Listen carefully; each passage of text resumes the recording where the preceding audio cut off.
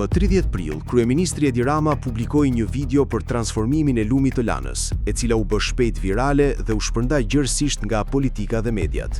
Videoja u paraqit si një krahasim para dhe pas, por pas sqaruar se ishte pjesërisht e krijuar me inteligjencë artificiale. Verifikimet treguan se materiali nuk ishte një dokumentim autentik, por një kombinim i pamjeve reale dhe atyre të gjeneruara me AI.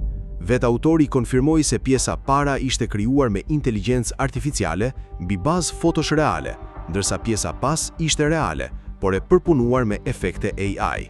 Një tjetër shqetësim lidhet me faktin se videoja u ripublikua pa leje nga autori dhe pa transparencë mbi natyrën e saj. Sipas ekspertëve, kjo ngre pikpyetje mbi etikën dhe standardet e informimit publik, sidomos kur përmbajtje të tilla shpërndahen nga figura të larta. Ekspertët theksojnë se, sipas rregullave të Bashkimit Evropian dhe kuadrit të EU, Artificial Intelligence Act, përmbajtjet e krijuara me AI duhet të etiketohen qartë, veçanërisht kur ndikojnë opinionin publik. Ndërkohë, edhe pse rihabilitimi i Lanës është një fakt i njohur nga periudha kur Rama drejtonte Bashkinë e Tiranës, përdorimi i një videoje të manipuluar pa transparencë rrezikon të ndikojë perceptimin publik dhe të cenojë besimin tek informacioni.